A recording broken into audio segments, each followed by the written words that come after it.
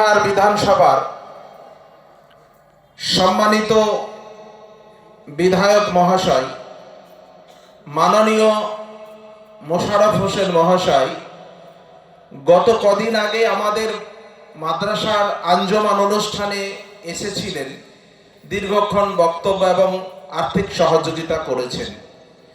আজকের উনি প্রধান অতিথি ছিলেন। ওনার সরকারি কাজের কিছু ব্যস্ততা,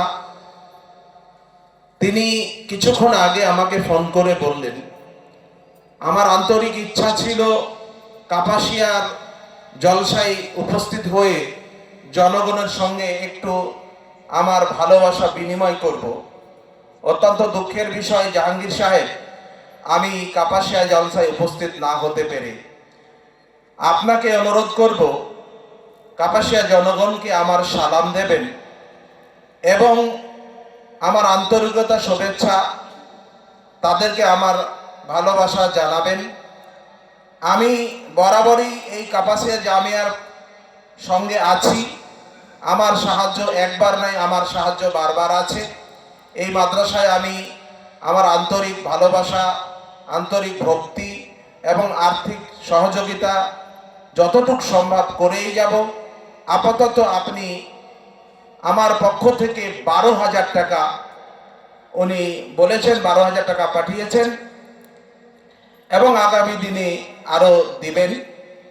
তো আমি দোয়া করব সম্মানীয় বিধায়ক মোশাররফ হোসেন মহাশয়ের জন্য।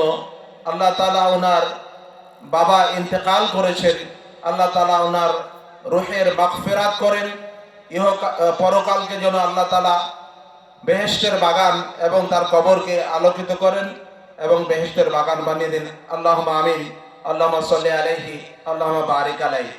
আমরাও কাপাসিয়া জামিয়া ফাতেমাতুজ জোহরা লিল বানাতের কমিটিবর্গ, শিক্ষক মহোদয়গণ, সর্বোপরি এলাকাবাসী সম্মানীয় বিধায়ককে সম্মান জানাই, শুভেচ্ছা জানাই, কৃতজ্ঞতা জ্ঞাপন করি এবং আপনার সুস্থতা এবং দেশ ও সমাজের কাজ করে যান, এই আমরা আপনার জন্য কামনা করি। এরপরে আপনাদের দীর্ঘ প্রতীক্ষা